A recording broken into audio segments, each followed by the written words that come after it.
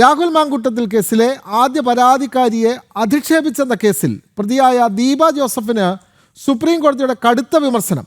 Case റദ്ദാക്കണമെന്ന ഹർജി തള്ളിയ supreme കോടതി ഹൈക്കോടതിയെ സമീപിക്കാൻ നിർദ്ദേശിക്കുകയും ചെയ്തു. കൂടാതെ അഭിഭാഷക ഉപയോഗിച്ച വാക്കുകളിൽ ഞെട്ടലുണ്ടായെന്നും ചീഫ് ജസ്റ്റിസ് വ്യക്തമാക്കി. വിവരങ്ങളുമായി എസ് നന്ദഗോപൻ ചേരുന്നു. നന്ദഗോപൻ, നമുക്കറിയാം രാഹുൽ മാങ്കൂട്ടത്തിൽ MLA അയാൾക്കെതിരായ ലൈംഗിക പരാതി, അതിൽ ആദ്യ പരാതിക്കാരിയെ അധിക്ഷേപിച്ചെന്ന കേസിലാണല്ലോ പ്രതി ദീപ ജോസഫിന് സുപ്രീം കോടതിയുടെ കടുത്ത വിമർശനം ഉണ്ടായിട്ടുള്ളത്. കൂടുതൽ വിവരങ്ങൾ നന്ദഗോപൻ.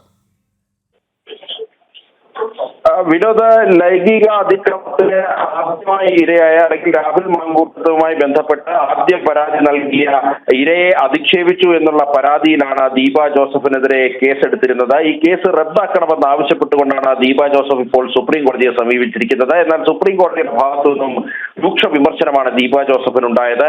ഒരു അഭിഭാഷകയാണ് ദീപ ജോസഫ്. ഉപയോഗിച്ച പദപ്രയോഗങ്ങൾ യോജിക്കാത്തതാണ്. ദീപ ജോസഫ് അല്ലെങ്കിൽ ഒരു പുരുഷനായിരുന്നു ഇത്തരത്തിൽ പ്രവർത്തിച്ചിരുന്നെങ്കിൽ ഉടനടി പോലീസ് അറസ്റ്റ് ചെയ്തേനെ എന്നതാണ്. ബന്ധപ്പെട്ട് ദീപ ജോസഫിന് സുപ്രീം ഫോൺ ബന്ധത്തിൽ നേരിയ തകരാർ അനുഭവപ്പെടുന്നുണ്ട്.